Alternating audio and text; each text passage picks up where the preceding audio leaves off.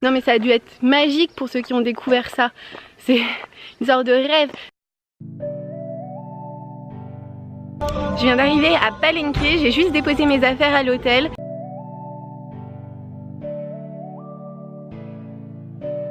D'abord commencer par trouver un collectivo pour aller aux ruines Mayas de Palenque.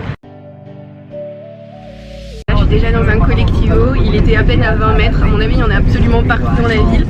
Et ça va me coûter 20 pesos et j'ai attendu à peine 30 secondes, il est parti tout de suite, c'est trop cool. Alors je viens d'arriver aux ruines et la première chose qui se passe, c'est qu'il y a des tonnes de guides, des vendeurs de crème anti-moustique, des vendeurs de je ne sais pas quoi qui vous harcèlent vraiment.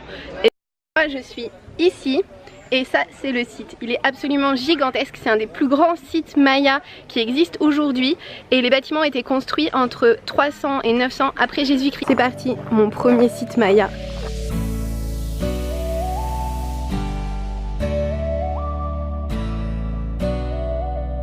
C'est gigantesque.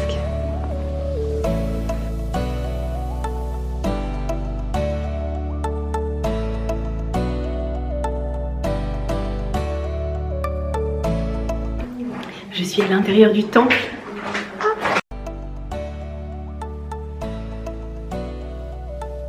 Derrière moi, voici la tombe du plus important roi maya.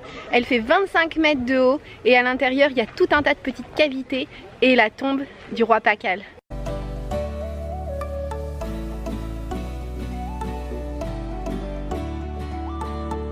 Je suis à l'intérieur de El Palacio. On peut visiter les petites salles.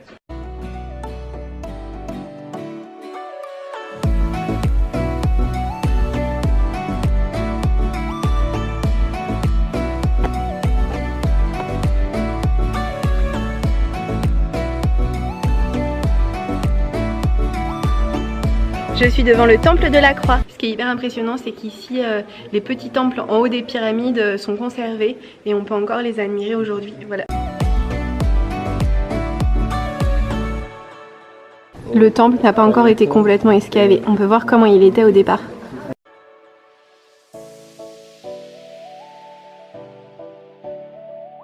Je suis devant le temple de la croix flottante.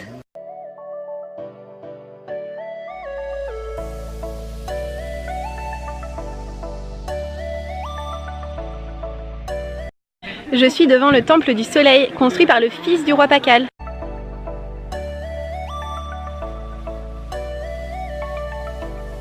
Je suis en train de marcher de temple en temple au milieu de la jungle.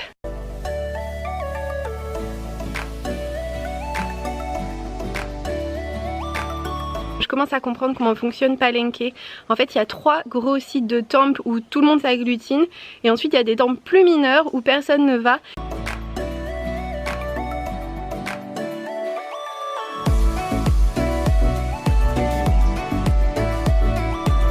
C'est tellement beau.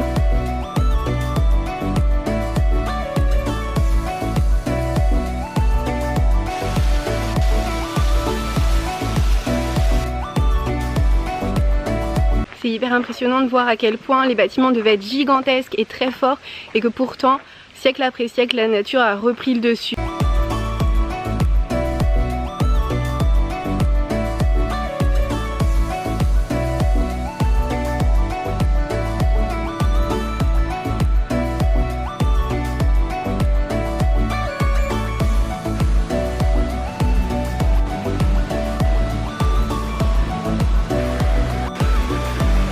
Ok, là il n'y a plus personne autour de moi.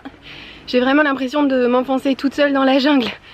Tout ça pour voir des ruines de temples.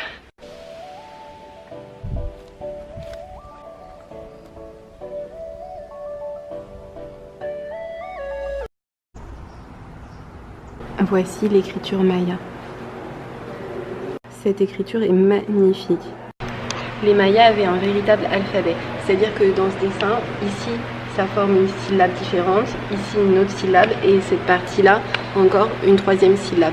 On a pu déchiffrer l'écriture maya, du coup on sait que cette tablette parle de l'inauguration du temple dans lequel elle a été retrouvée.